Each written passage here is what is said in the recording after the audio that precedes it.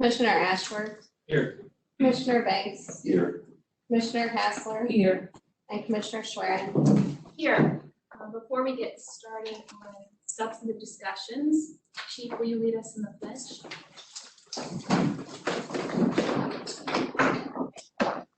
I pledge allegiance to the flag of the United States of America and to the republic for which it stands, one nation, under God, indivisible, with liberty and justice for all. Thank you.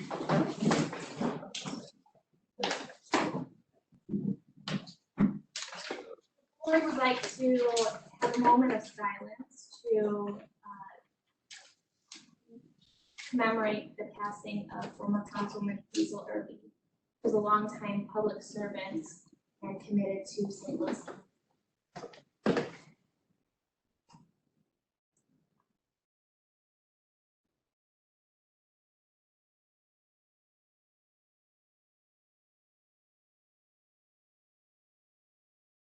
Thank you. In addition, the department was very busy this past month. A few items of note: on Juneteenth, our Bureau of Community Engagement hosted a day in Castle Point Park filled with community cleanup, youth activities, prizes, and a movie night. Thank you to the Bureau of Community Engagement and to the community of Castle Point Park for participating. Second, Chief Barton and Councilman Shalonda Webb held a town hall event July 7th in North County. It was attended by approximately 100 residents and engaged in topics affecting the community and the department. So thank you for that. On August 2nd, 2021, cold case investigator Joe Burgoon will receive the Back the Blue Award from Missouri State Attorney General's Office. He has been with the St. Louis County Police Department for 16 years and has 43 years of prior service with the St. Louis Metropolitan Police Department. He has been responsible for countless criminal investigations during his 59 years of service in both St. Louis City and St. Louis County. And his vast knowledge and experience as an investigator has led him to his current assignment of cold case investigator. We thank him for his service and we applaud this award. Congratulations. Now we will move on to our open discussion. The first item on our agenda is the deputization of 2 Washington University police officers. So please come to the front of the room.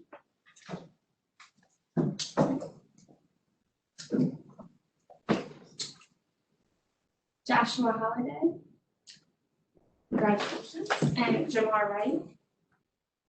Please raise your right hand and repeat after me.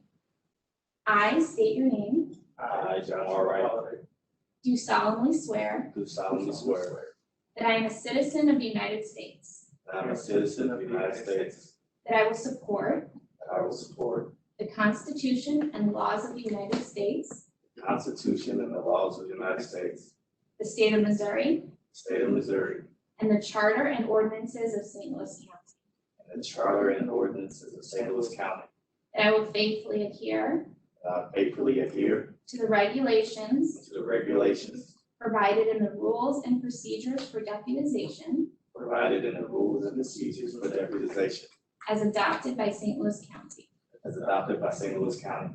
and that I will faithfully demean myself I will faithfully demean myself as a deputized officer as a deputized officer of St. Louis County Police, of St. Louis County Police, so help me God. so help me God.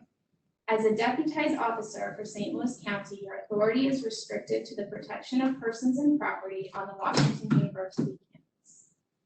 Congratulations. Congratulations.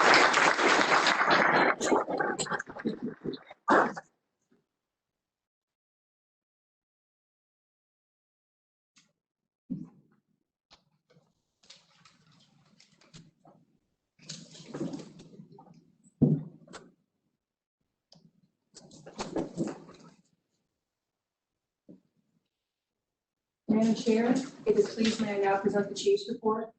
Absolutely. Good morning / afternoon, everybody. The first report we'll have will be a crime statistics update. I believe that's going to be on PowerPoint. Yep. And Sarah's here. So Sarah Van Wert will give the crime statistics update report. Good morning, board. 1 second while he gets this pulled up. It should be a PowerPoint. There we go. That's the one. It's there, it's not sharing. Give me Okay. just a moment. All right. This is one we have to print out, though, right? Yes, Okay. yeah, so there are printouts of 2 slides for the board. I had some errors on there. I wanted to make sure you had the correct information. That's not the correct one.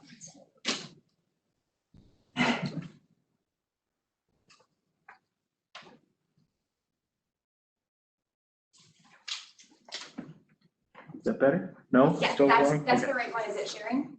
It is sharing, yes. Okay, perfect.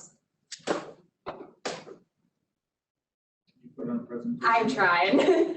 Mouse is a little slow on here. Sorry about that. All right, here we go. Technical difficulties. All right, here we go. So the first slide here is, as always, our notable events.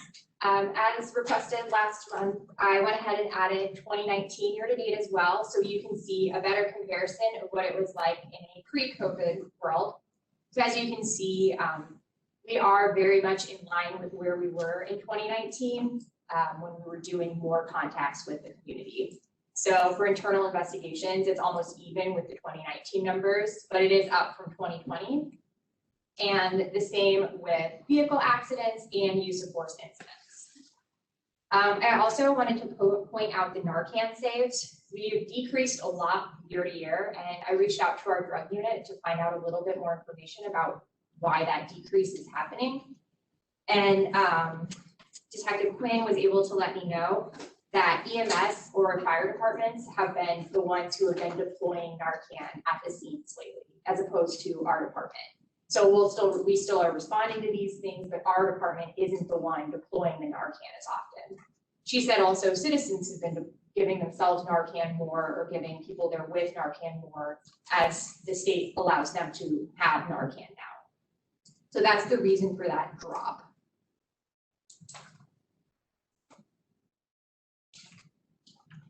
So year to date, we're still relatively even for our number of crimes against persons. We're slightly higher on society crimes, which we discussed, a lot of that is self-initiated activity, and we're slightly lower on property crimes.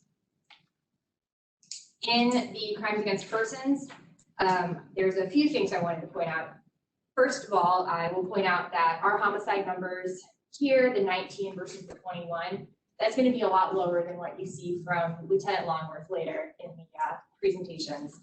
He is going to have a much higher number because of these are what we've been able to approve and report to the state so far, and he's basically real time. Additionally, already in the month of July, we've had 4 homicides. So that's already causing an increase in his numbers compared to what you're seeing here. The other things I wanted to point out are our aggravated assaults are still down for the year overall, though as you'll see on the next slide, they are up with firearms. Our simple assaults are slightly up. I looked into domestic violence incidents, and in 2020 and in 2021, roughly 65% of those simple assaults have been domestic violence incidents. So it could be an officer in a domestic violence incident as well, like an officer responding to the scene and getting assaulted by the person in the incident. That could also be classified in those incidents, but most of those are people in domestic violence situations, if that makes sense. Okay, the other 2 things I wanted to point out were those assault intimidations are still up. I haven't had a chance to look into more of why that is yet. Yeah, that one isn't just domestic violence. They are slightly up for domestic violence, but not enough for the difference that we're seeing there. So I need to do a little more research on that for next month. And then I also looked into the kidnappings in detail because that number is so much higher than 2020. And those, a lot of them have been domestic violence incidents. The ones that weren't domestic violence, almost all of them were adults. There was only one incident, 3 offenses within that incident of children being attempted to be abducted, but they were not successfully abducted. For gun crimes, this is pretty consistent with what we've been seeing. Like I said, aggravated assaults, homicides still up for the year with gun violence. So does that mean all of the other kinds of assaults are down, like Yeah. other weapons? Yeah, so other weapon assaults, assaults with knives, and aggravated assaults with hands, feet, or fist where an aggravated injury occurs are down, which is very good news. Oh, I'm sorry, I just clicked one too far. There we go. So on this property table, the two main ones that I wanted to point out were the thefts from motor vehicles. Those are still up for the year as we've been seeing. And I wanted to point out the theft of motor vehicle parts and accessories. Those are still up from catalytic converter thefts. The department has been doing a lot of different operations to try to reduce those numbers, and they've made some good arrests on them. Finally, I'd like to point out motor vehicle thefts. You guys cannot see it on that screen, it's being blocked, but the numbers year to date this year is 716 versus 810 year to date last year. So that's very promising. We're seeing that reduction happen. Now that isn't in every precinct. We are seeing increased numbers of auto thefts in South County and Afton, but in North County and Jennings and I believe Central, those numbers are down, and that's really good. It's a very positive thing. We're hoping to move that to the south as well. Crimes against society, pretty much the same as always. We're up on those because a lot of them are self-initiated activity. We're still up on animal cruelty. We're just seeing more of those cases, and we're very down on pornography. Can I ask you a question? Yes. Can you go back to the crimes against property? Yes, The burglary, breaking and entering yes. is significantly down. Yes, it's also significantly down. I think part of that is people are home more, and in the first 3 months of last year, they weren't necessarily home as much. Since COVID started, we've just seen massive drops in burglaries because people are in their houses. It's a much riskier crime to do right now. That's my best guess on that right now. I haven't looked into it any further than that, but I know that drop started in about April of last year. Thank you.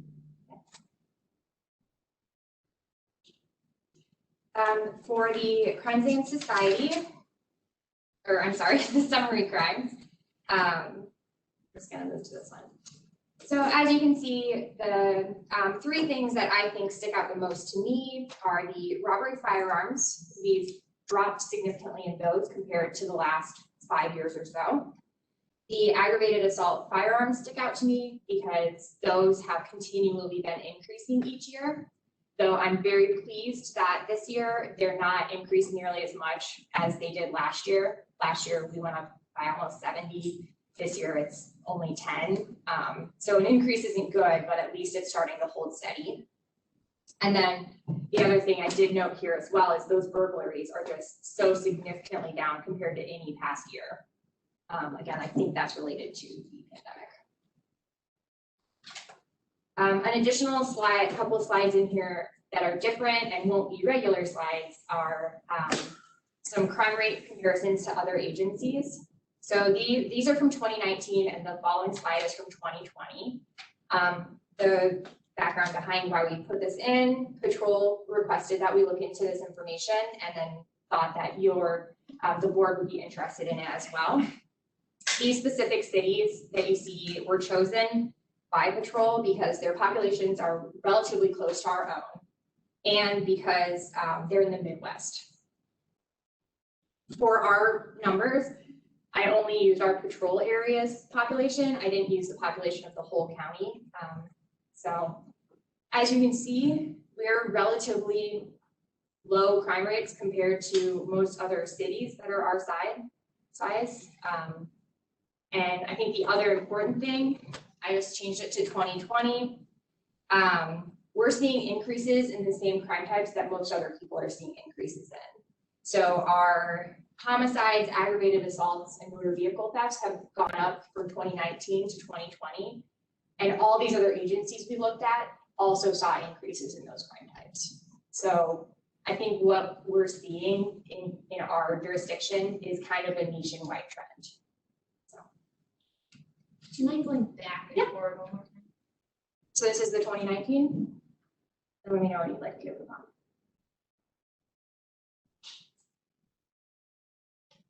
Here's the 2020. I know there's a lot of numbers here. It's quite a bit.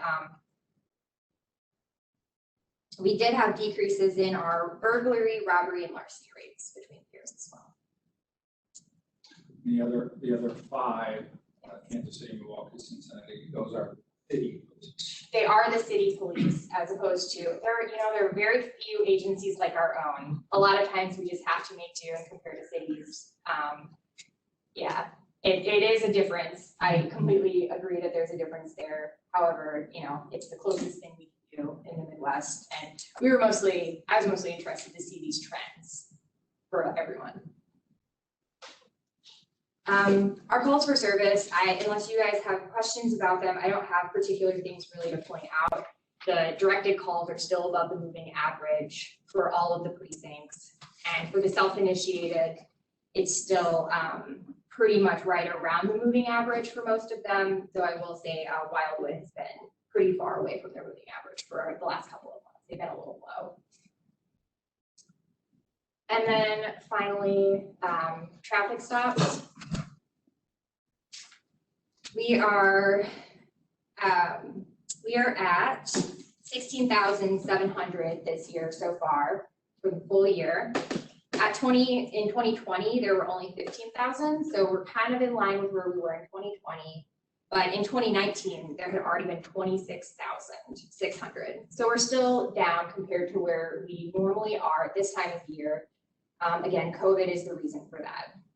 And there are 3 rows here that stuck out to me, and they are Central County. Their percent minority was a little bit higher this month. I put their information on a map as much as I could to kind of see where they're making their stops. And a lot of their stops are in higher minority areas of Central County. There have been some violent crimes in those areas, and I'm guessing they were patrolling in those areas because of those crimes. I will continue to kind of keep an eye on Central County in the next couple of months to make sure that number evens out to more where we expect it to be. The other 2 rows I wanted to point out, Special Response Unit had 50% missing and 50% minority, but that is 2 stops. So they stopped 1 minority driver and 1 driver who they didn't know the race of. It's not really even fair to look at theirs this particular month. And then the other one I wanted to point out was just the other stops.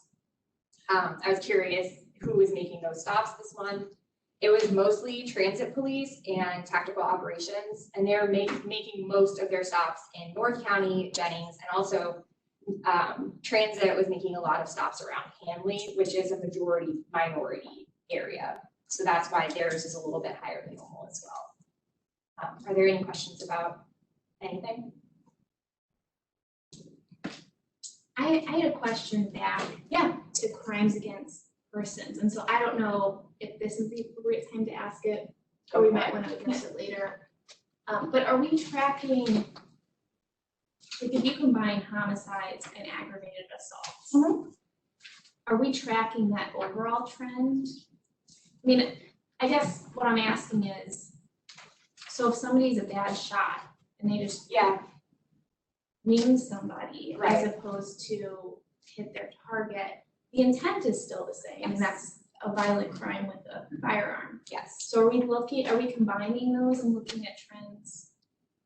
Yeah, I pretty much never look at just, for Lieutenant Longworth's purposes, we look at just homicides for his information.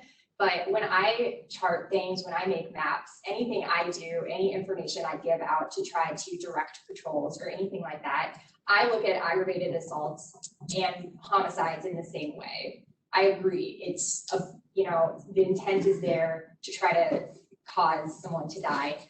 And I always look at them together, and that's why I also include robberies in there as well. If a gun is involved, I just tend to include it in that type of work because the intent is there, absolutely. Does that answer your question? Kind of. Okay. So you essentially would total this chart and then map it? I do make maps of those things, yes. For, we have a violent crime initiative and all of that information is included for them to make their decisions. Are you seeing trends?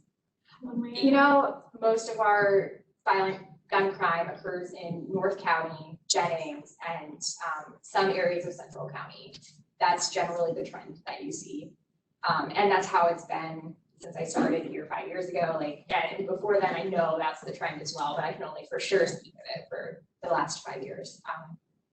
Very rarely do we have gun violence in our western areas, or it sometimes happens in our southern areas, but Central County precinct in particular has had an increase this year. So that's kind of the area where violent crime initiative tends to focus. So you're providing data to the individuals involved in the initiative. Are you on that? I don't know, is it a task force? I just provide data. Okay, so you provide data and then that data helps guide strategies. Decisions, yes, absolutely. Yes. Yeah, and in our weekly command staff reports, I always include aggravated assaults, homicides together as gun violence specifically. That's what we talk about a lot more than just murders or just aggravated assaults. Are there any other questions? All right, thank you.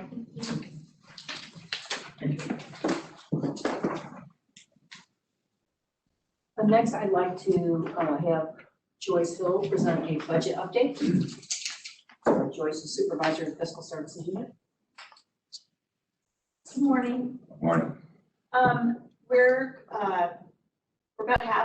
halfway through the year, and on July 8th, we submitted a report to, I'm assuming that you all saw that, about the status of where we're at. So of our $157 million budget, we've spent $77 million, which is 51%. So we're right on target. You know, our budgets always vary.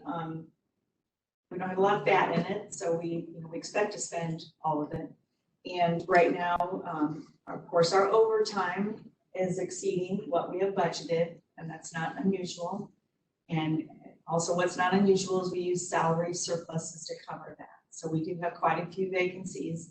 And while we have officers who have to work overtime to cover those vacancies, we use the salary surplus to cover it. That and also the medical insurance, because that's budgeted by a different department for our health insurance coverage, and that's a little higher than they need. They've always done that. So at this point, those are the things driving the budget, and we're kind of projecting that we'll be right on target, you know, a slight surplus. And then the 2022 budget, we're working on that right now, and we have a couple more weeks to put it into the system, and then we have the meetings with the budget department and then, you know, the council and stuff. So that's still a work in progress, and I'm sure we'll get you more information on that as we get it all together.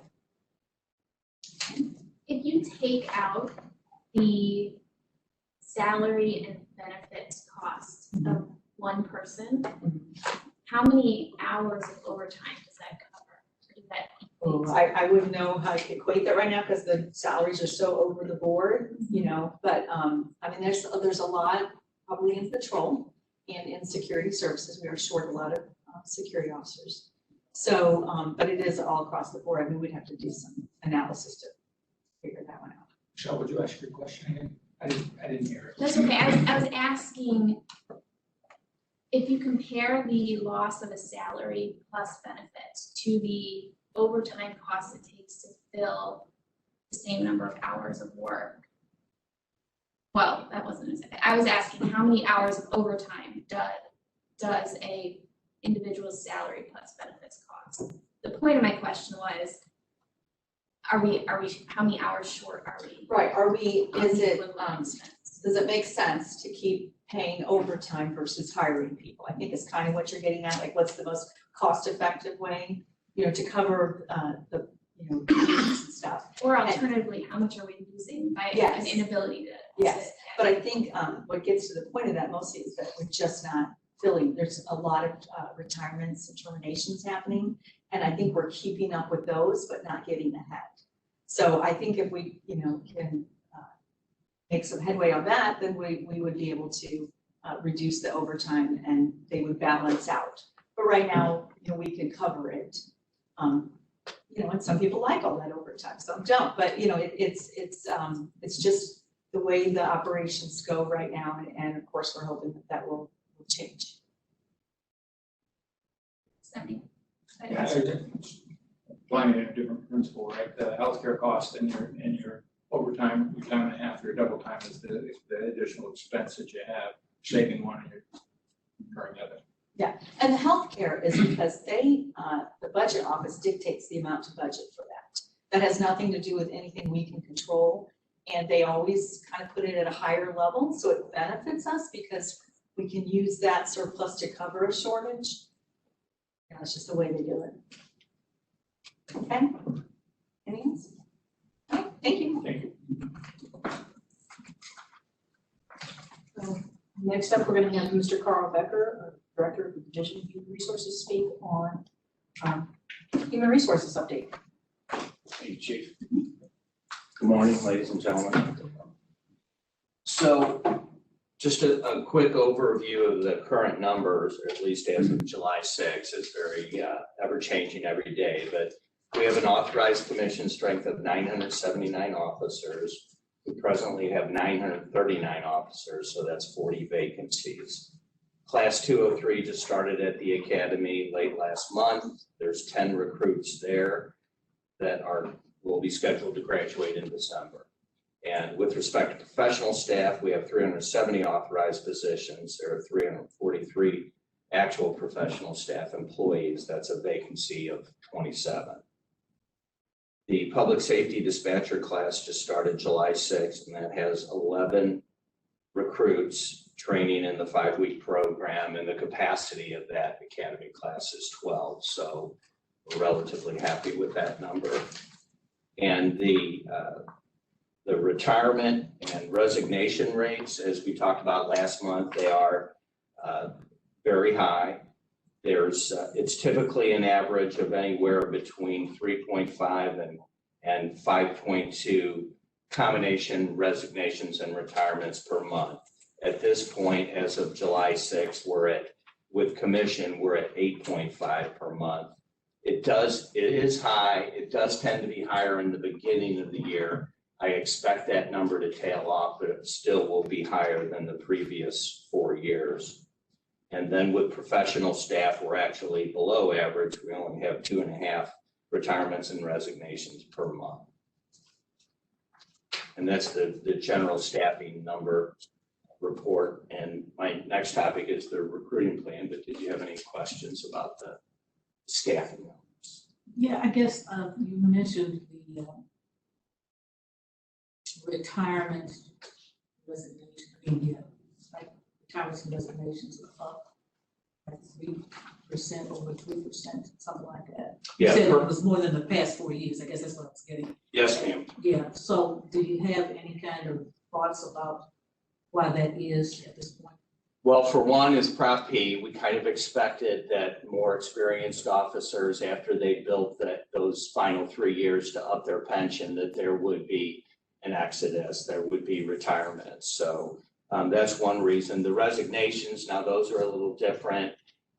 We talked about that last month too. It's primarily an aversion to law enforcement. It's also going to other agencies.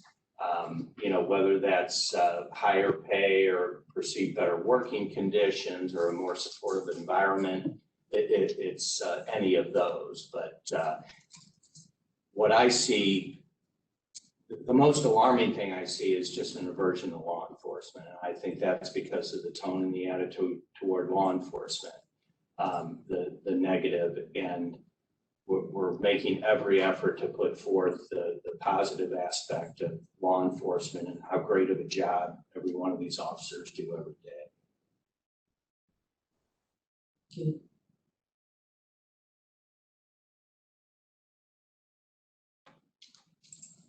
Well, I distributed the recruiting plan to you all. I don't know if you had a chance to go through it, but I thought I'd just touch on a few highlights similar to what we talked about last month. And with the idea that, as I've said before, I don't see any home run type recruitment tactic.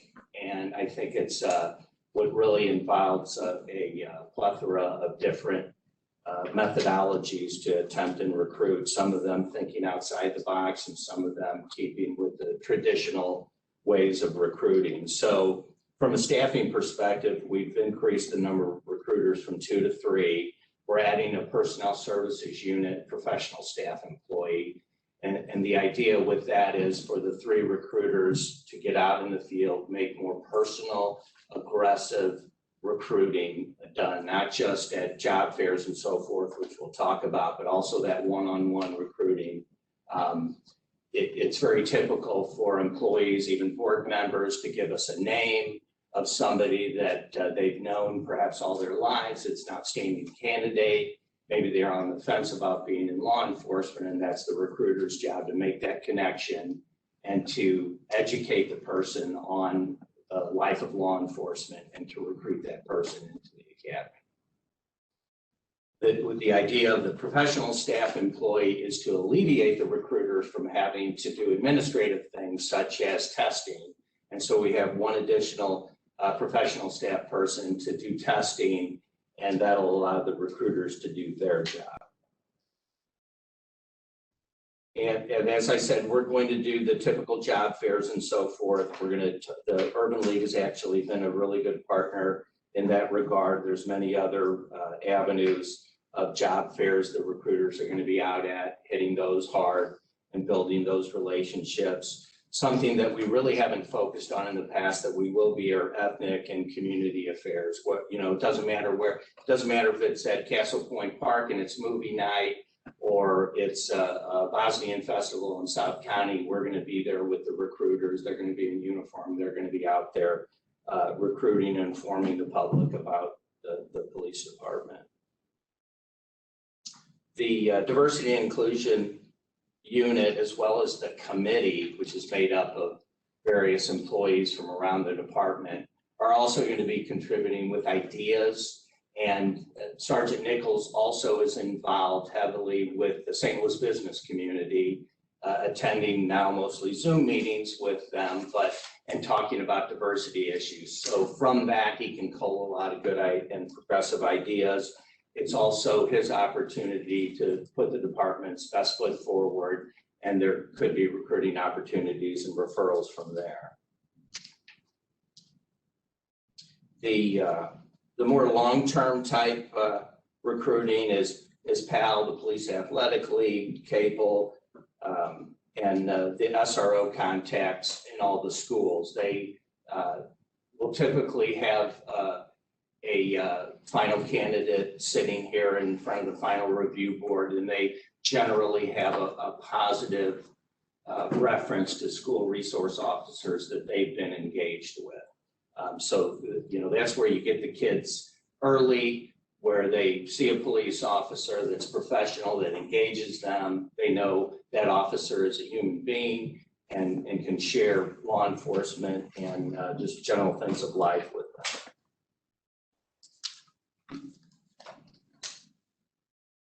The cadet program, we're working on expanding. We have 15 cadets right now. We've raised the pay to $15 an hour. Along with the cadet program is the encouragement and the requirement that they attend school at least 9 credit hours. And all of the cadets do that. We have hired several cadets that are now police officers. Some are in professional services. We have another cadet that is starting the dispatcher academy right now. So that's a good source. North County Technical School actually has a law enforcement program. We have an SRO there, so there's a good relationship, and we have had applicants come from that program also. The Explorer program right now is primarily in West County. It's a huge, very successful post that's run by Officer Dustin Ponson. He does a great job.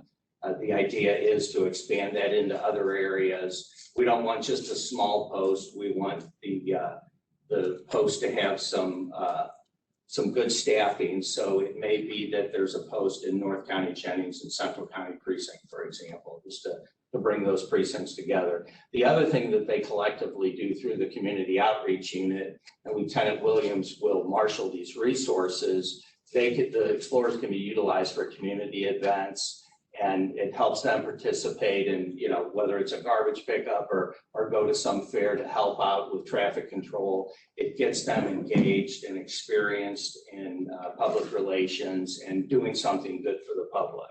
So I think it's a win-win for both the public and the explorers themselves. Another thing on my list is the applicant tracking improvement. We use NeoGov. We've been using it for about 4 years. I think if you look at a pie of what we utilize in NeoGov, it's a very small slice. As with most packaged software programs, it's expensive, and NeoGov even has fairs or events where they try to promote their products. They actually have those type of events. So we're looking at seeking funding for more automated applicant tracking, as opposed to trying to do some things by hand, which we're doing now to keep track. Do you mind if I interrupt a second? Of course not. So when you say applicant tracking, is this a software system? They send their application to us, but through this system? Exactly. So it's on our website. They bring up the application through it. And then when I talk about the tracking and so forth, it's the culling of information that may or may not be helpful. For example, you know, what geographical regions are they coming from? What are their ethnicities, gender, age, all that kind of thing. The more you get, the more you can analyze your statistics and where your successes and failures are. So we could pull data off of that as well to see of our applicants, this is what we're looking at? Correct.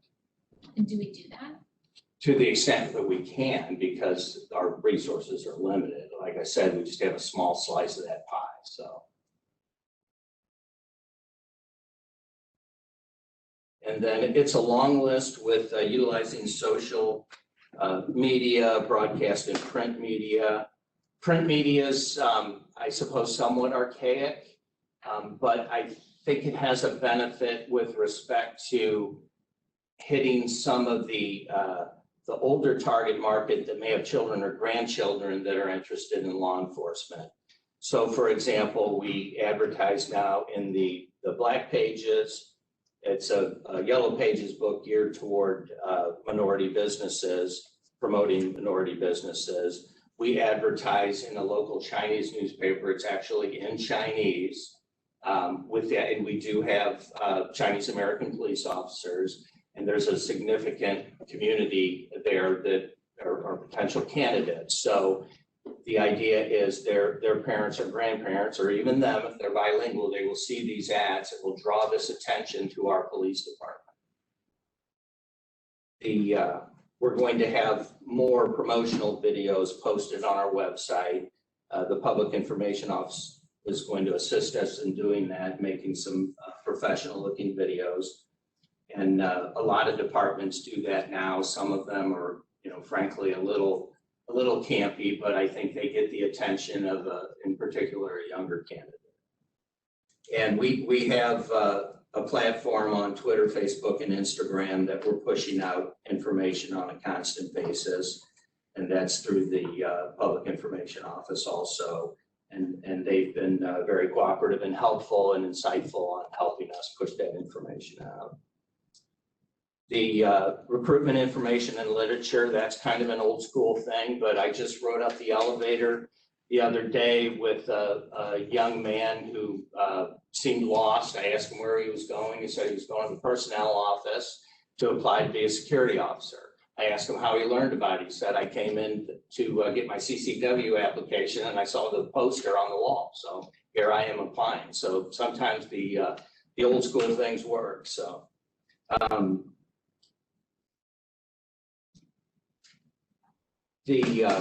one of the other topics I have is just encouraging employees to be recruiters.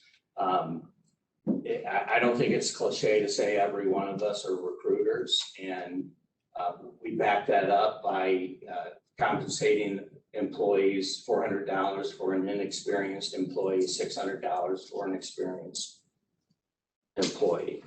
And I think last week I just signed off on about 12 of those referrals. So that's a system that has worked, and it's a good way to get a referral. I think I mentioned this last time, we had a Women's Day in Law Enforcement last year, a little bit watered down, if you will, attendance-wise because of COVID. Our plan is to expand that greatly and reduce the time a little bit. So last year, it was about 15 attendees and it was an 8-hour program. And we're all appreciative of the attention span of people. So we're going to try and compress that into about 5 or 6 hours, still with the same concepts of exposing them to all the units in the police department, having female commanders come and talk to them, having female rank and file officers come and talk to them, having them participate in a simulated traffic stop where they're actually in a police car and they drive up on somebody, and just teach them kind of the rudimentary things of a basic traffic stop, of how to keep yourself safe and how to detect any type of wrongdoing. They'll discharge tasers, they'll do other things, they'll be provided lunch. I think it was a big hit. We got 2 applications from it.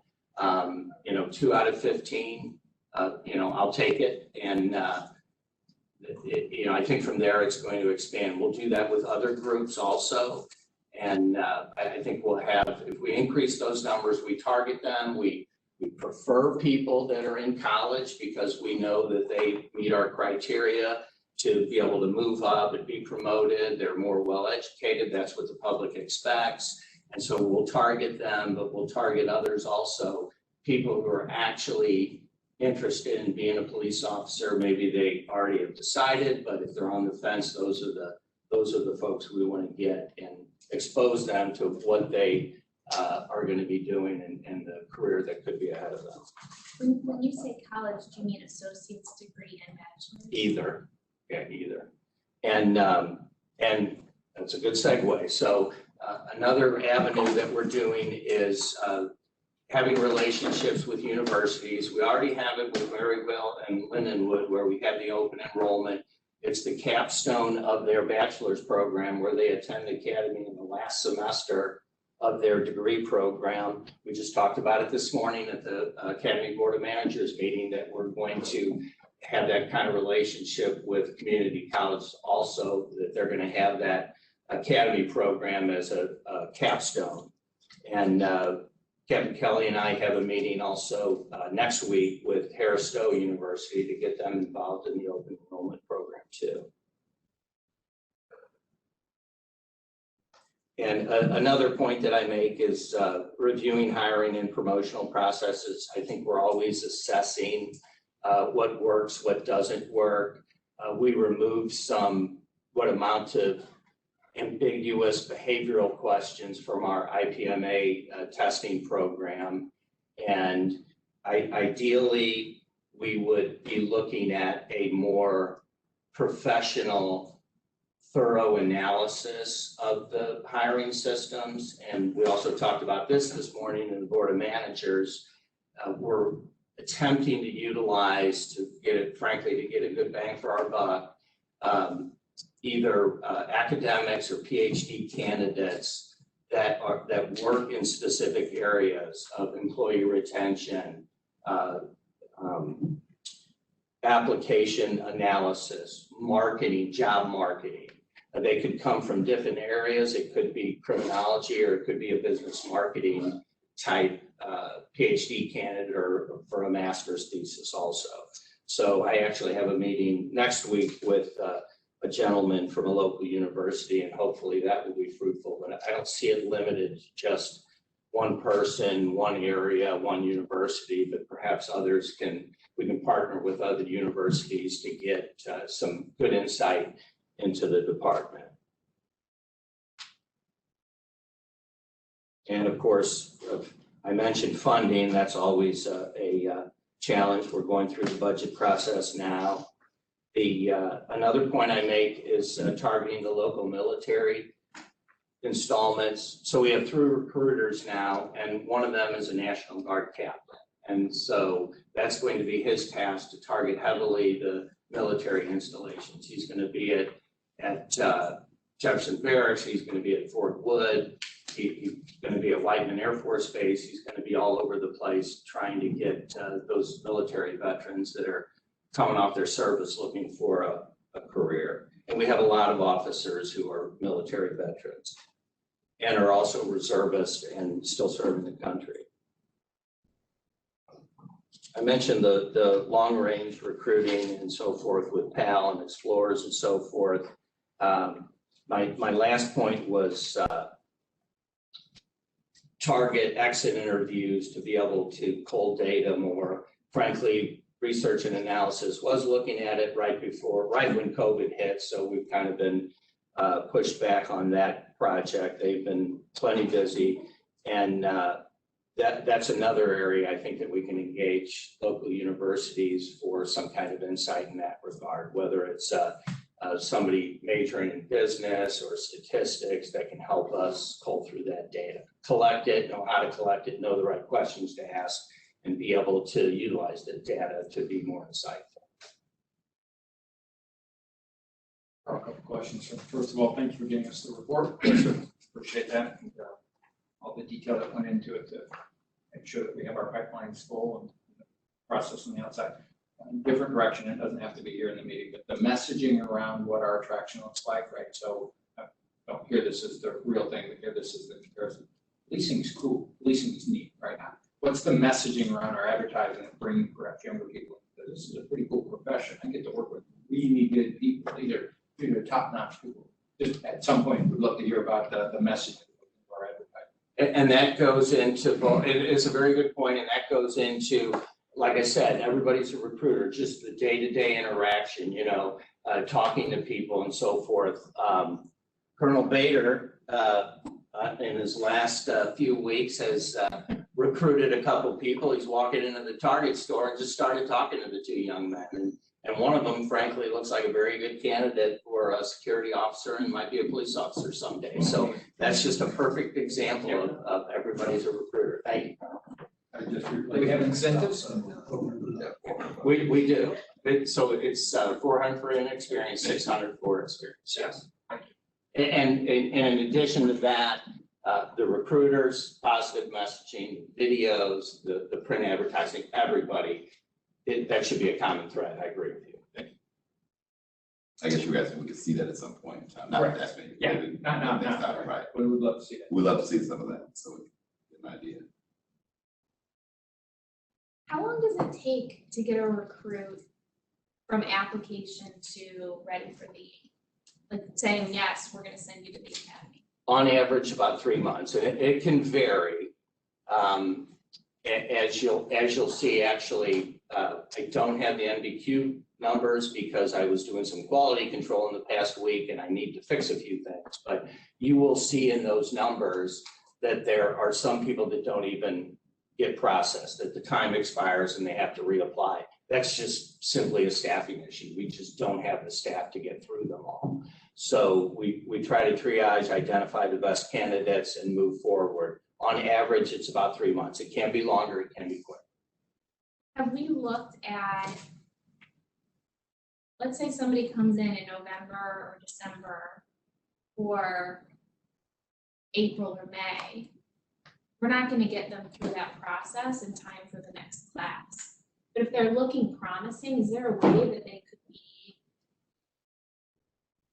like go into the academy as part of the open class, not specifically through us, but sort of with some assurances, or I mean, is there some? I have 3 points to that. We can do that, and we have done it. The other avenue is to, when we are relatively certain that the person's far enough, but they just haven't gotten the polygraph and the psychological, which isn't required for professional staff, they could become a professional staff member. So we can hold on to that employee. That was kind of what we were talking about earlier this morning, holding on to those good candidates. And then another thing is that the speed of the background investigation is primarily, I would say, dictated by the speed of the applicant. They need to get information in. They need to get to their schools, get their transcripts in. They need to fill out the information, meet with the background investigators more than just once. So it's very applicant driven, which can slow it down, the process down too. So you mentioned NBQ. We're talking about where people fall out of the application system. Is that correct? Right. So the time just expires and they have to reapply. And they get a notification through NeoGov, hey, your time expired, reapply. They can pull up their old application and tweak it and then send it back in. Okay. And that's different than if somebody doesn't pass a certain. Correct. So the not best qualified is somebody that gets through a process and they, for an example, they indicate 3 months ago that they use marijuana. Well, they're going to be not best qualified because that doesn't fall within our drug policy of drug use. So that's just one example. There's a separate category that'll be in the numbers that I give you, a voluntary withdrawal. We'll get, it's for a variety of reasons. They have another job, they want to stay in their same job, they're not interested in police work after all, or I think a portion of them are, they realize how thorough our background process is, and they're just going to back out of it because they don't think they're going to make it through. But you're in the process of pulling that. Is it pulling the data from NeoGov, or is it we have it? Actually, no, and that's not taken into account in NeoGov. That was a manual cull by my staff that took quite a long time. They did a great job over the past 3 years. I'll have those numbers then. Carl, next month, could you add a little bit more to the person of color recruitment? So as I read through it, saw Harris Stowe, St. Louis Community College, Lincoln, right? So I hear those more targeted HBCUs and stuff, but how are we continuing to drive our pipeline to be more so on persons of color? Yes, sir, I will.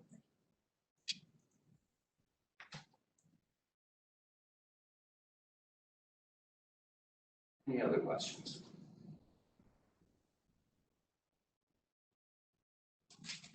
Thank you.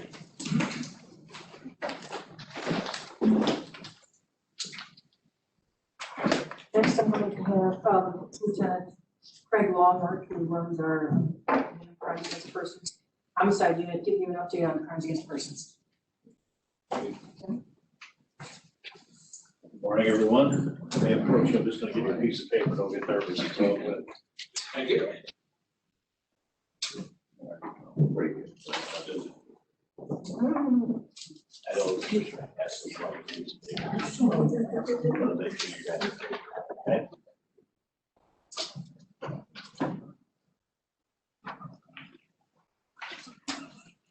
If you folks will very really kind of follow along on this, I think it makes it easier that you got it right there instead of on the screen. At my age, I like to be able to see what I'm looking at. So as you can see at the top of the page, these are our numbers for 21. We have a total of 20 homicide victims. 33 of those were in St. Louis County and patrol areas that we contract with. The other 9 were municipal homicides.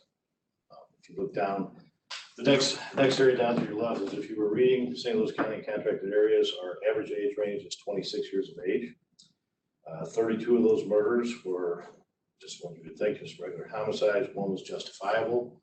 If nobody's familiar with justifiable, that would be where a citizen is attacked or does self-defense. And then that number actually goes to the FBI and it's back out once it's justified by the prosecutor's office, not us. Is the average age the victim or the perpetrator? Average age of the victim, yes, ma'am. Then if you look to the right of that, the municipal homicides, same situation there. You have 34.7 years as the average age of the victims on that.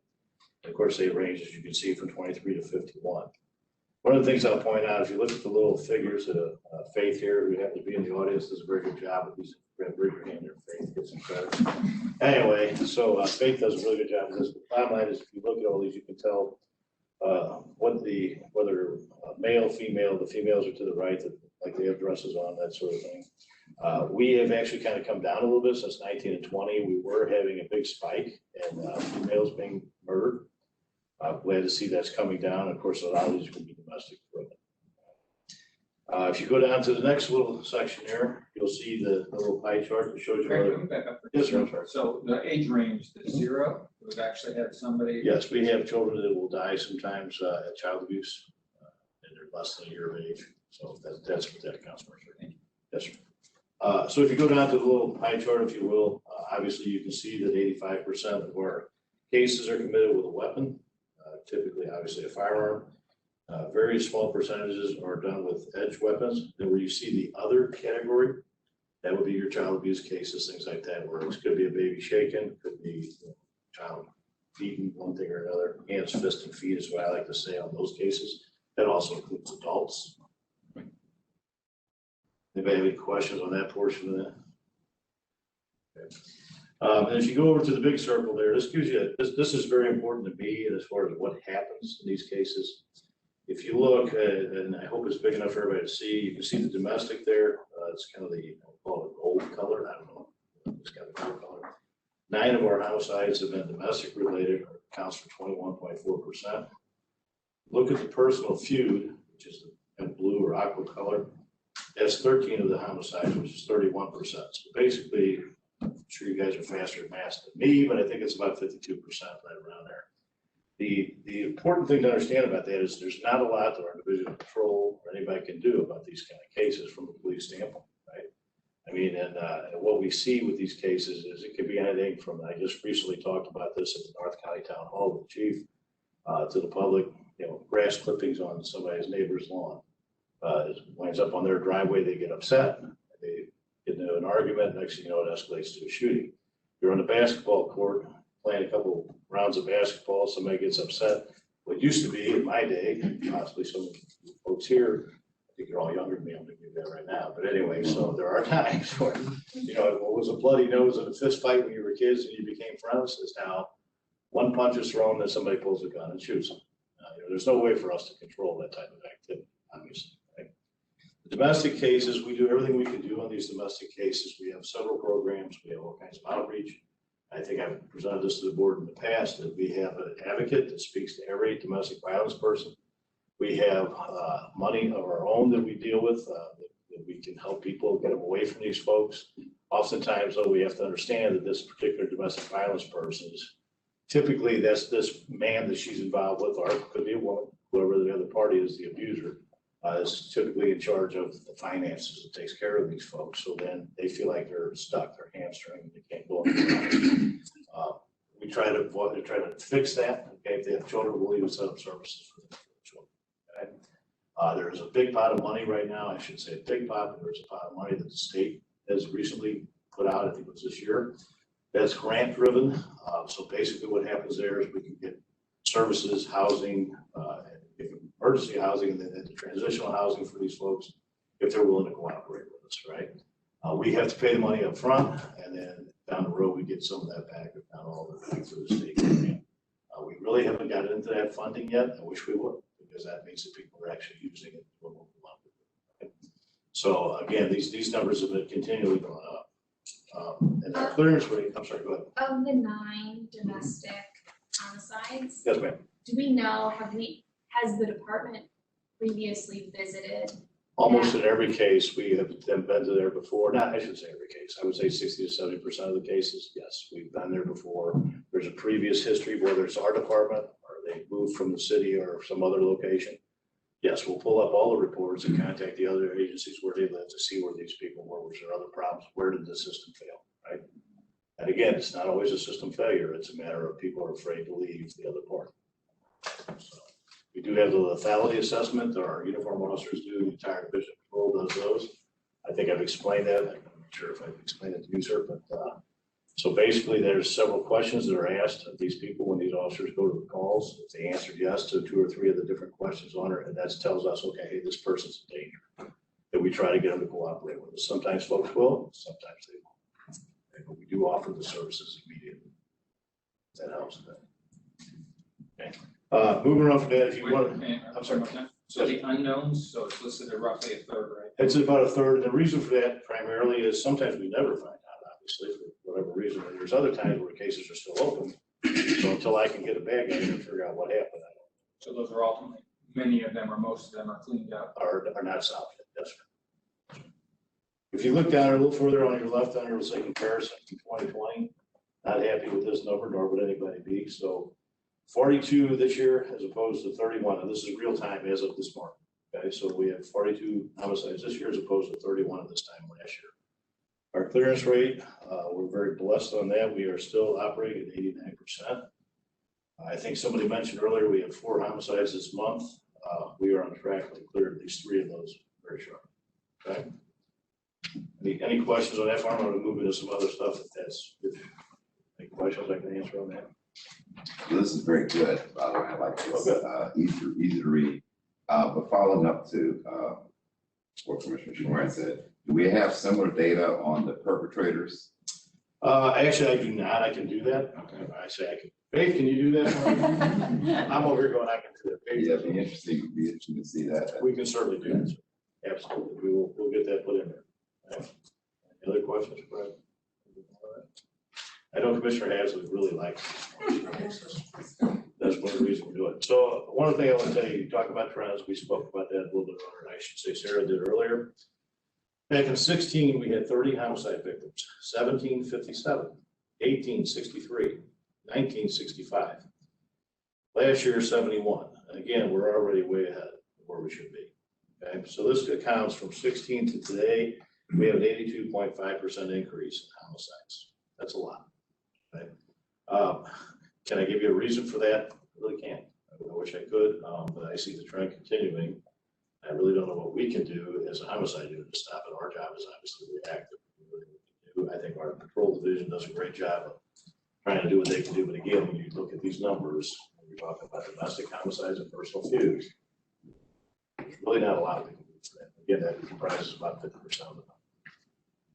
Questions on those percentages? Yes, No, but when you look at first half of the year versus second half of the year, is it roughly equivalent? Are there more in the first half? Pretty or much second? equivalent. Pretty much So equivalent. we can usually roughly forecast and say we're gonna have about 85 this year. That was interesting you say that because that's the number I came up with. My math isn't real good. That's great I'm math. saying my math's not even. I'm saying it's all right. I'm just talking about the best, but that's kind of what I'm figuring about. Yes, which I hope we don't get. Maybe we get really fortunate people to start behaving. So the other thing I wanted to talk to you about was as far as we don't just do robberies, as we all know, our unit does several things. So I'll give you a few more numbers if that's okay if you have time. I'll run those to you. Suspicious death investigations, those are largely infant deaths, overdoses, things that we respond to. And this gives you kind of a comparison. So in those investigations, we had 65 this year. This is to-date information as well, as opposed to 74 last year. This is for the first 6 months, actually. Sexual assaults, 25 this year as opposed to 17 last year. What we've noticed is a trend in that for the last several years that has actually gone down substantially. Not really sure why. And there's some numbers that Sarah had put up there, which was a much larger number. I believe, and Sarah, if she's still here, might be able to answer this for me. I think that when they say rapes, I think it includes several different sexual assaults, That's correct. which would explain the number higher. Yes, that's correct. That's where we're at for that. So that's a good sign that those are going down. I agree with Sarah. Robberies, armed robberies this year were 27. Last year was 25. Now, bear in mind, we only in persons unit, we only handle the armed robberies. We handle attempts, so there are some obviously strong armed robberies where somebody pushes a lady down, takes her purse. That's okay. My unit would not handle those. Assault first degrees, 49 this year, as opposed to exactly 49 last year at the same time. The only ones that we will handle is if there's an assault involving a firearm where a person is injured and hospitalized and the suspect is unknown. If it's a known suspect, the road will typically handle it. There are times we will, if it appears this individual is going to pass away, then obviously our unit will not be involved. Right? But if somebody shot in the arm or the leg or die, this we would handle it if it's a known person. Felony child abuse, and again, we only handle felony child abuses. 137 this year as opposed to 143 last year. Fortunately, that's pretty consistent. Good number, but that's what we deal with. Right? Felony domestic violence cases, 162 this year, as opposed to 150 at the end of June last year. Missing persons, 323. Let me explain this. It's missing persons and runaways. A lot of these are runaways. Okay, but we have to clear those and find these people. Right? Missing persons and runaways, 323 this year, as opposed to 346 last year. So you can see these are all pretty consistent with what we've dealt with for the last few years, pretty much on average. Child exploitation from our special investigations unit, we have 178 cases this year and 147 the same time last year. Let's see, human trafficking, prostitution, liquor, vice cases, 31 this year as opposed to 17 last year. Those are up. I would say that's largely in part to we do have an uptick in human trafficking. Of course, that's something we take very seriously. We work with our federal partners on. They're part of our unit. Questions? I just have a question. You mentioned human trafficking because the other report it says 0. Is that, what is that? That is, again, the reports I have are ones that have been sent to the state already. Sometimes it takes them a little longer because they work with federal partners. Sometimes they're in other jurisdictions and those wouldn't be included. A lot of times they go out to St. Charles, they go to Maryland Heights, and those aren't necessarily going to be in our numbers. They may be in their numbers. And then also they just take longer to get approved, get the reports done, get it submitted. So you may see those numbers tick up later in the year as they get added in. Does that answer your question? Okay, thanks. Thank you, sir. I appreciate that. Any other questions, folks? Thank you for your time. Thank you. Thank you. Thank you. Okay, my turn now. I'm going to give you an update on the Teneo project. First off, I would like to say that since we initially partnered with Teneo the second time to get advice on the implementation strategies and prioritization of this, we've met several times on both in-person visits and phone calls. And the last series of phone calls, myself and Dan Oates and Loretta Hill really whittled down the areas that we thought were really the primary areas we needed to address.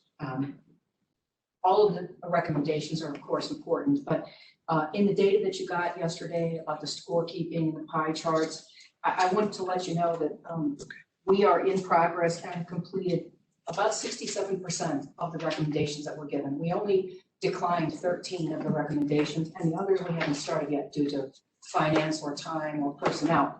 So we are moving forward on quite a few of the initiatives that were identified in the original Teneo report. I basically broke it down into 5 categories or 5 recommendations that Teneo gave and that we agreed were probably the ones we need to look at and complete first.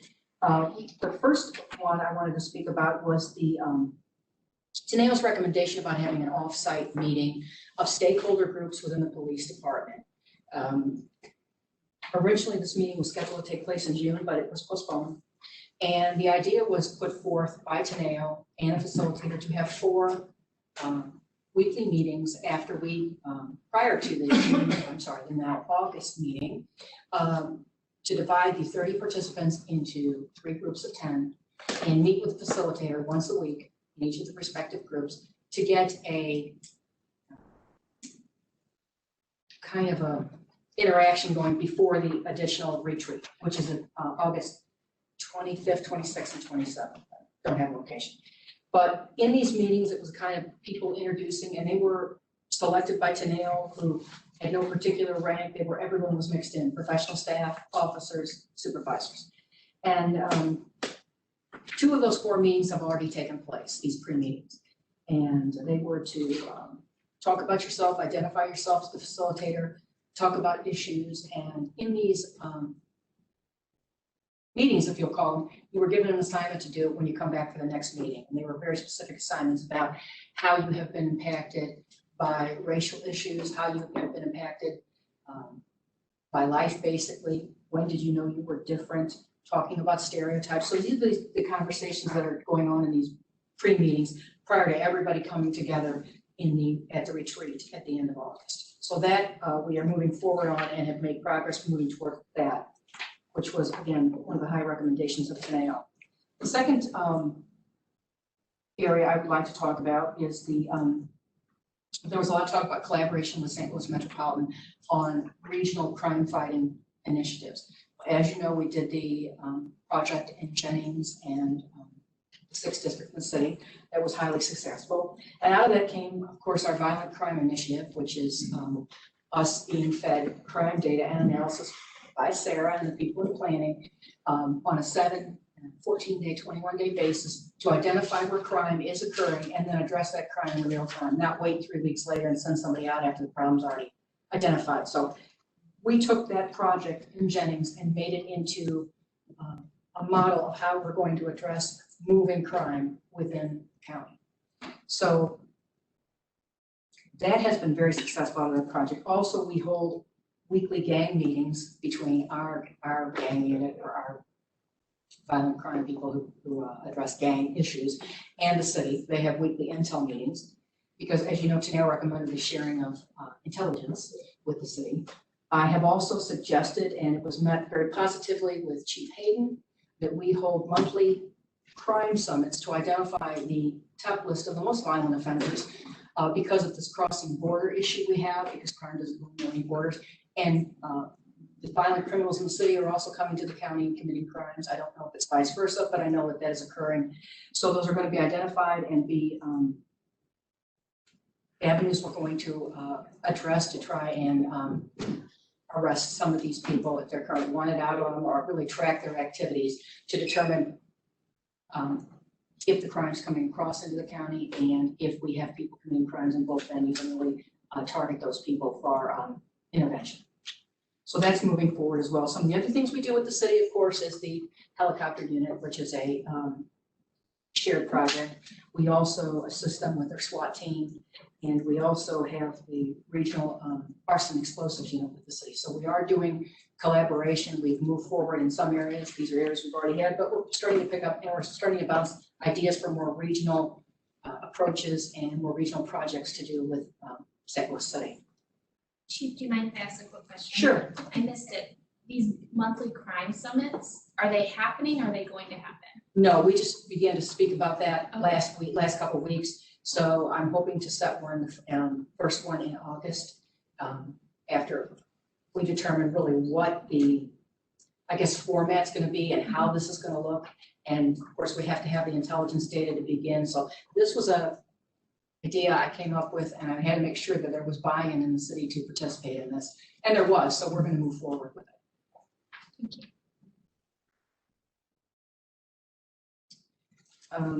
Another of Teneo's and ours is this problem we have with CAP, our computer-aided dispatch system.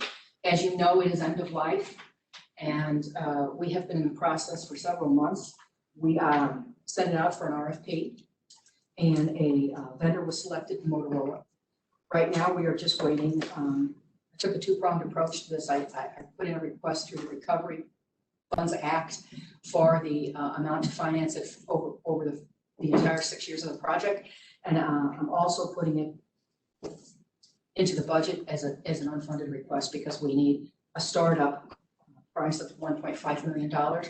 And the ask in the recovery was $4 million. From the date that we purchased this and training begins, this is an 18-month process for installation, training, and to get it up and running. And during that, the old CAD system would still be running. But as you know, the reason we needed to purchase a new CAD system is we can no longer get new contracts on because when it reaches the end of its ability to store data, it's going to randomly dump data. And we don't have any control over whose data that is that it randomly dumps. So we're trying to get going on this project. As soon as I've identified a funding source, we're going to move forward with the purchase. So, Chief, what can the board do to help support getting funding for this? I'm sorry, I couldn't. What can the board do to help support the department getting funding? Well, as you know, I sent you a copy of the letter that went to Dr. Page and the County Council requesting the Recovery Act funds. I know that they are still holding hearings on how to spend that money, the County Council is. And I know that Dr. Page has already made some suggestions how to spend that money. I guess helpful might be an additional letter with the board saying, hey, we really back these funds and we need these funds. And as you know, on that letter, and that request was also not just the CAD project, but property control, which was the next one of the identified Teneo projects. So that was on there as well. So I think that showing support for the funding, which this board does, would be very helpful. Otherwise, we have to take a multi-pronged approach to find the money somewhere, be it adding it to the budget, the 2022 budget, or there is an option out there that we don't have to make a payment until the system is fully installed, which would be a year and a half. But in a year and a half, I would have to find. Over 4 million. No, only initially 1.5. 4 million is for the entire life of the project. That includes the maintenance every year. Property control building, we haven't identified a building that meets our specifications. Through Public Works has gone out and looked at this building several times. Again, this was also on the request for the recovery funds. And as you know, in the recovery funds, at the time this letter was submitted, your request had to be for the purchase of something. It couldn't be a lease or a continuing cost.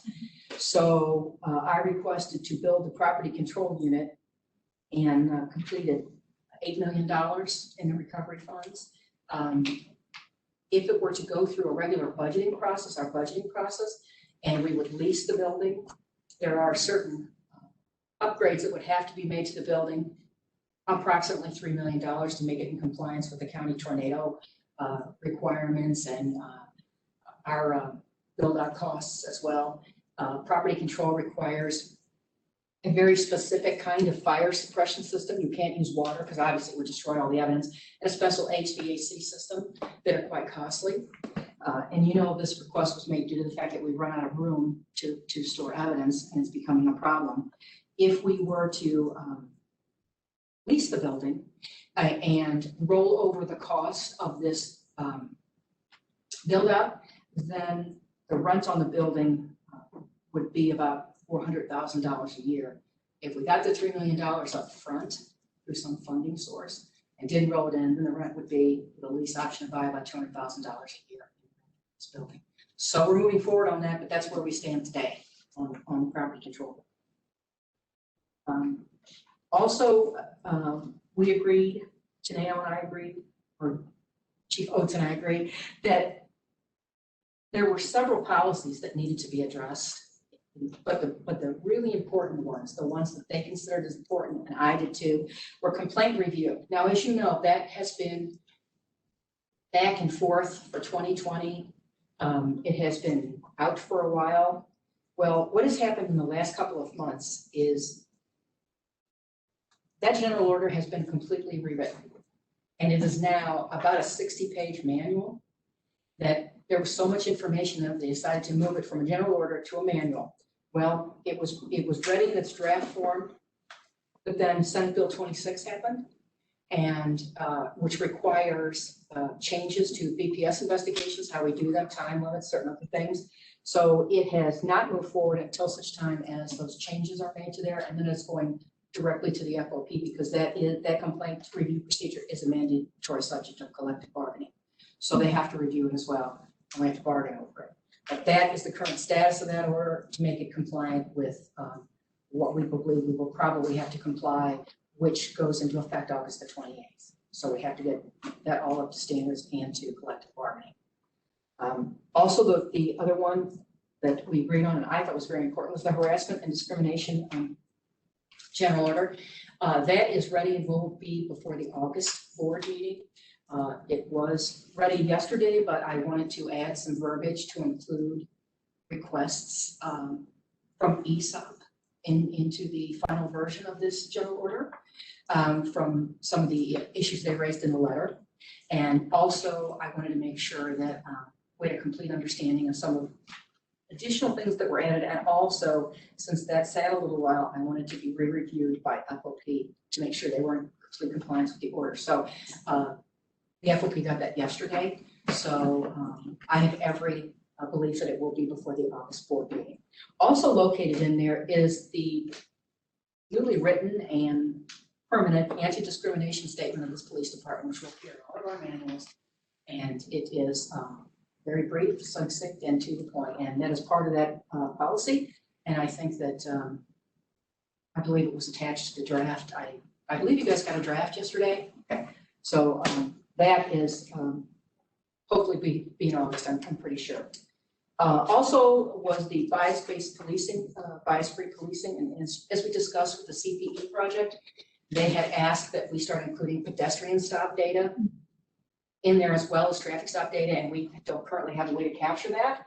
So we are looking at our partner Regis to determine the cost of how much that would to develop the program that would capture that, because it would have to be a separate database.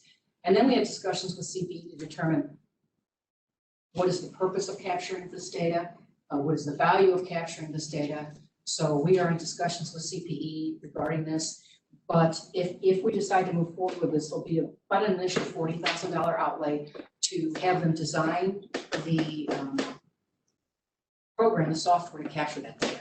And then it is a yearly maintenance fee of, I believe, $25,000 to do that. So that is also a work in progress. And I know that you wanted an update, and Taneo and I also thought this was very important. Chief, I'm sorry, before you move on. But we're figuring out what the value of the data is. Yes. Before we go ahead and start. Yes, before we start spending any money. Okay. Absolutely. Body worn camera, body camera release footage. As you know, Sergeant Branda gave you a update last board meeting. One of the things that we did was make a mock scenario of what this would look like, and could we, if we said we were going to deliver this camera release video in 30 days, can we do it? Because we don't want to promise something we can't deliver. So they're about 65% finished with this project, and as Sergeant Branda anticipated, this became a manpower issue, and more people would be needed to make this project successful, both meaning the quality of the footage and the on-time piece. So I'm having him identify that. Also, it would require the use of some overtime. Now, we don't have that many officer-involved shootings here or critical incidents, so I don't know if this would be a huge drain on overtime.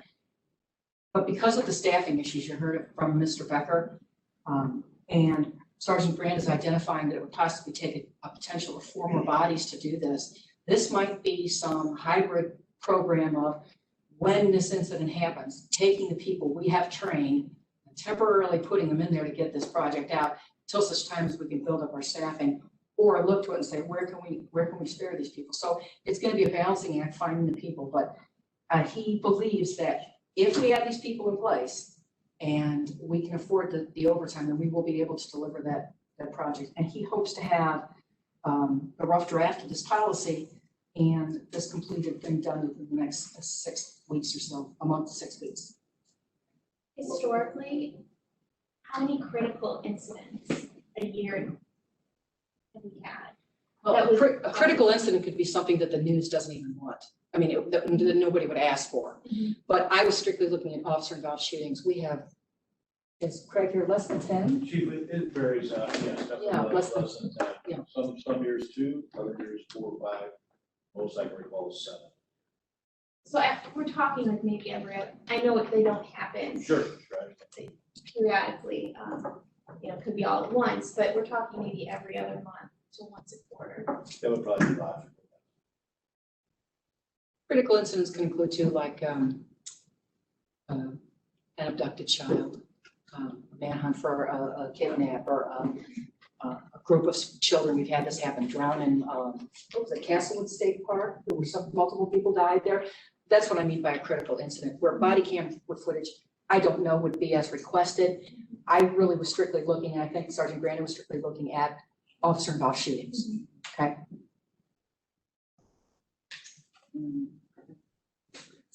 I'll make sure I cover all. Oh, one of the other ones that Taneo recommended we take a look at, which we're going to and hopefully finish this year, is the emergency vehicle operations and the use of stop sticks in pursuits. So that is something that we're working on as well. I want to make sure I went over all these body cameras, emergency vehicles. those were, there were about 15 or so that they recommended we look at, but we're gonna take a look at those. But those to me were probably the most pressing to get done as soon as we could. What else? Make sure I cover everything. Oh, also, relative to the documents you got where the 97 points are on there, this document, in order to make sure that we are working towards completing more of these, what research and analysis, we changed the names here, has done is they completed this document, but they also completed an individual document. Now, these areas were assigned to different division commanders or different unit commanders within the divisions that would address these. So they also developed a document that will be handed out or sent out automatically on a monthly basis to the person who's assigned to this to get any updates, and then it feeds into this master system they have. Do we have that on there, the master system? This is, oh, you mean the? Yeah, the one where you call all the data, but no. You have to get that through the. Okay, well, what it is every one of these 97 recommendations is identified in a master pool. And when those individual sheets come back to them, this data will feed into there and update it every month as to the progress that's made on each individual numbered item there. And so it's gonna go on a monthly basis, get updates, and then we can keep this as an active, ongoing document. Sorry, I thought that we put that up there, but anyway, it's housed in research and analysis, and it will be, the data will be sent out by them and analyzed by them and put into that master document. Is there a space to see, like when something says done, is there a space to see what exactly was done or what the decision was made? Like we looked at this and decided for our department, this is not feasible because X, Y, and Z, or. You mean the ones, like if we declined them? There was only 13 of these we declined. I'm just saying in general, or we looked at this and decided we were going to update policy or general order, this, or this. Yes, ma'am. In these columns right here, the last two columns, we tried to guess what issues we would have, whether it was good or bad. And then to overcome those issues, or we put in here, this next, I'm sorry, this thing keeps jumping around on me, but the plan, we will update these plans as the information comes back and we start moving forward on a lot of these items. We will update all that information so we can say exactly what we've done or what we haven't done and why we haven't done.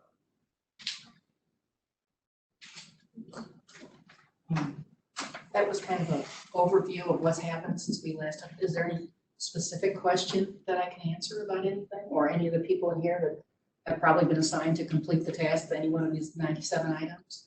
Here's something here, and maybe a really simple answer. I don't remember what page now, but it said something about thumbs up. What is that? I had asked too.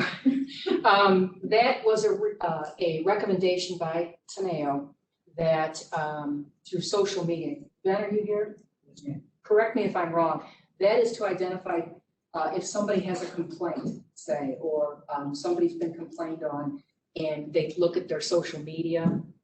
Am I understanding this right? To see if they have liked something that was inappropriate or offensive and given it the thumbs up. Is that a loose definition of what we're talking about? Yes. Yes. So they recommended if a member of the department might do something like retweet, like, or share material that would bring discredit upon themselves or the department, that somehow be addressed in that policy.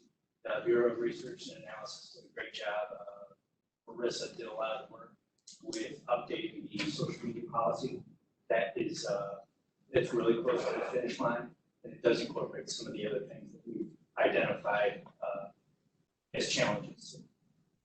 This is like a non-disparagement type policy or a non-disparagement set of guidelines? So how do you not infringe on people's First Amendment rights while also making sure that they're not causing too many headaches for themselves or the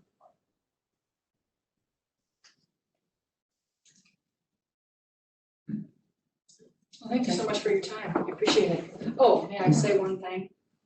I'd like to take this opportunity to, since this is his last board meeting, I'd like to take the opportunity to recognize Lieutenant Colonel Jeff Bader on his retirement and wish him all the best as he starts this next chapter of his life.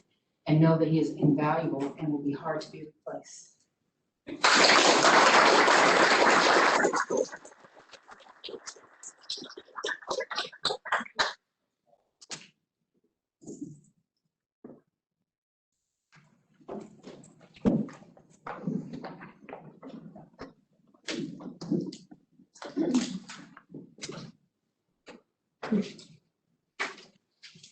The next item on our agenda is approval of the minutes from our June 15th, 2021 meeting. Have a motion to I move approval of it. Second. all in favor? Those meetings are approved. Do we have any letters and communications? No, okay, I'll take this moment to just make a comment that the board is trying to figure out a way to safely hold open meetings again. For those on WebEx, I don't know if you can tell, but this room is not huge. So today, we are doing our trial run to see how a hybrid meeting will go. So the television and the camera is on the side of the room to allow people to sit in, and we're gonna see how well that streams. So thank you to everybody who presented in person today. You are unknowingly part of our test. Experiment. And hopefully it works out. We'll see afterwards and we'll announce whether or not we've got the technology down such that August meeting can be open to the public and also available through streaming. At the same time, we're gonna keep our eye on what the county health department is recommending with respect to allowing groups of people. So wanted to make that announcement so everybody's clear. I've gotten a lot of questions about that. I did receive one email to your board account. I didn't know if you meant for me to read it now or under public forum. Why don't we save that for public forum? Any old business? Okay. We have quite a number of contracts to approve. So I will start now. The first two set of contracts are police services agreement. The first one is a police service agreement with Rockwood School District for 6 school resource officers and 6 designated police vehicles. The second is a police services agreement with Ferguson Florissant School District for 3 school resource officers and 2 designated police vehicles. I have a motion to approve these contracts. I move that these contracts be approved. Second. Any discussion? All in favor? Aye. These contracts shall be approved. The next several contracts are professional services agreement. The first one is with Adaptive Way LLC to provide the police academy with a course entitled Supervising the Field Training Officer Program. The second is a professional services agreement with Stanley M. Slowick, Inc. for a police academy course titled Objective Pre-Employment Interviewing. A professional service agreement with Advanced Police Concepts LLC. There are actually 4 of these contracts. One for a program titled Advanced Report Writing. The second for a program titled Advanced Report Writing. The third for a program titled Supervisor Report Review. And the fourth for a program titled Supervisor Report Review. Do I have a motion to approve these contracts? Second. Any discussion, concerns, or comments? All in favor? Aye. These contracts shall be approved. The next set of contracts are professional service agreements. The first is with Van Meter and Associates, Inc. for a program titled Management Rights. The program is with the Police Academy. The second is a professional services agreement with Randy Meter and Associates, Inc. for a Police Academy course titled Performance Improvement Program.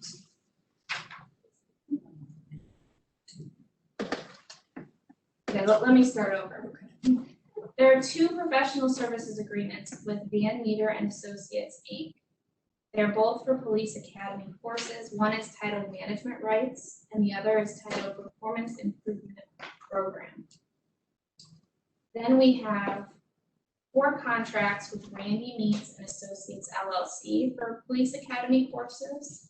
The first one is titled Advanced Supervision and Leadership, Police Leadership in the Era of Accountability. A program titled Constitutional Policing, a constitutional law review and update for field law enforcement officers. Program titled Creating and Maintaining a Well-Disciplined Organization, and a program titled Strategic Planning. So that is 6 contracts, 2 with Van Meter and Associates, 4 with Randy Meats and Associates. Do I have a motion to approve these contracts? I move that these professional service agreements be. Second. Any comment, questions, concerns? All in favor? Aye. This contract shall be approved. The next 3 contracts are professional service agreements with Vista Law Enforcement Training and Consulting. They are each a contract for a course at the Police Academy. The first is a program titled Child Death Investigations. The second is a program titled Basic Death Investigations. And the third is a contract titled St. Louis County Police Department Employees Preparation for Retirement. I have a motion to approve these 3 contracts. So moved. Second? Any questions, concerns, or comments? All in favor? These contracts shall be approved.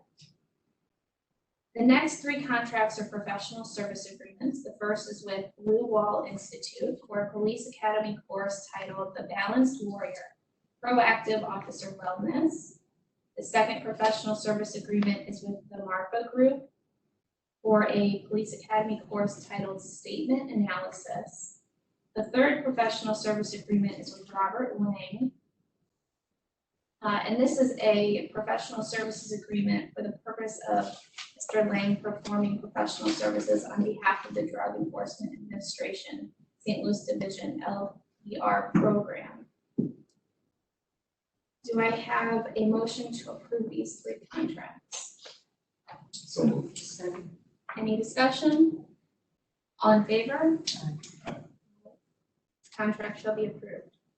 The next 2 are memorandum of understanding. The first is a memorandum of understanding with the Bi-State Development Agency to approve St. Louis County Police Department off-duty officers licensed by and in good standing for police protection and presence on the agency being the Bi-State Development Agency's facilities. The second is a memorandum of understanding with the 131st Bomb Wing, located at Jefferson Barracks, to guide and outline responsibilities between military personnel and the St. Louis County Police Department. Do I have a motion to approve these memoranda of understanding? I so move. Second. Any discussion? All in favor? Aye. It shall be approved. Next on our list of new items is a general order. Yeah, I'm going to have Lieutenant Hampton advise you of the changes to the content of the general order. Thank you. Lieutenant Hampton. Thank you, Chief. Good afternoon, we're in the afternoon now. This general order 087 is about our bait vehicle program, and I can't really tell you too much of the details. You have copies of it in front of you because this is a confidential program since we're in a public forum. But the highlights, basically, we updated it with new technologies that go into this program. And because the auto theft unit, who's always been in charge of this program, dealing with stolen vehicles, have now been added into the general assignment unit. We had to change the terminology about the unit specific, and then the guidelines that goes to what this program is all about. And again, I appreciate the fact that I can't really go into great details about it, but those were the 2 major changes: the terminology change and the upgrade of technology that goes with the program. And it basically came from the auto theft unit, so they put it all together. They mapped out what their goals and their initiatives are for the general work. Okay. So the changes are in the bold print. Yes, ma'am. Any other questions? Any discussion or motions to approve? A motion. Good. I second this motion. So I hear a motion, I hear it seconded.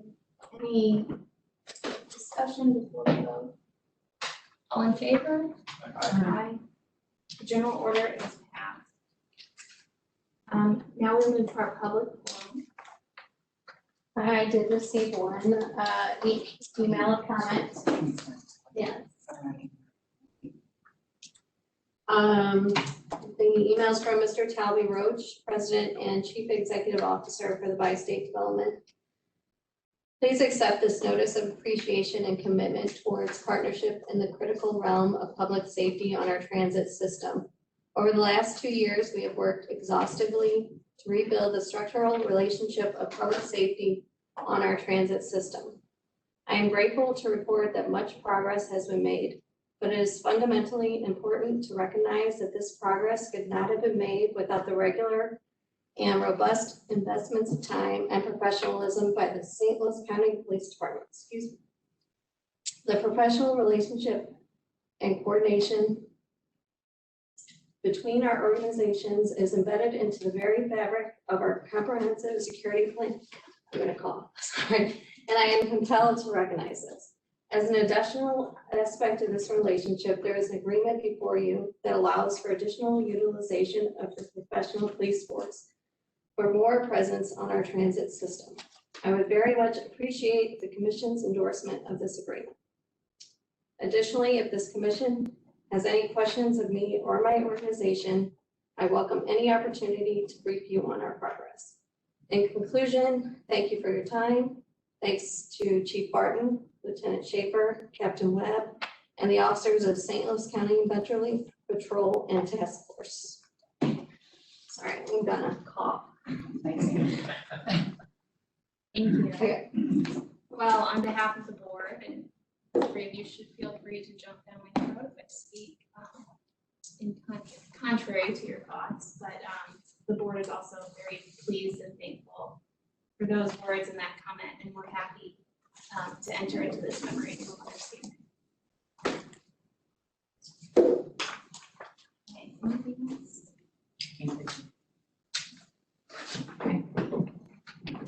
The Board of Police Commissioners may vote to go into closed meeting for review of claims and lawsuits involving the police department, section 610-0211 RSMO and section 114-0201 SLCRO, discussion of employee and personnel matters, section 610-0213 and 13 RSMO and sections 114-0203 and 13 SLCRO. And an update on union negotiations, section 610-0219 RSMO and section 114-0209 SLCRO. Do I have a motion to go into closed session? So moved. Second. Do we have a roll call vote? Yes. Commissioner Ashford, Yes. Commissioner Banks, Yes. Commissioner Hassler, Yes. and Commissioner Schwer. Yes. Thank you. We are now in closed session.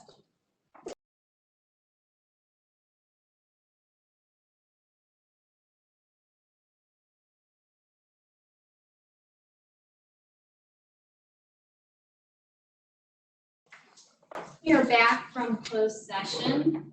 Do I have a motion to adjourn? Move that we adjourn this session. I'll second. You can check. I second. Okay. Maybe with a roll call vote? Commissioner Ashford, Yes. Commissioner Banks, Yes. Commissioner Hassler, Yes. Commissioner Schwer. Yes. We are now adjourned. All right.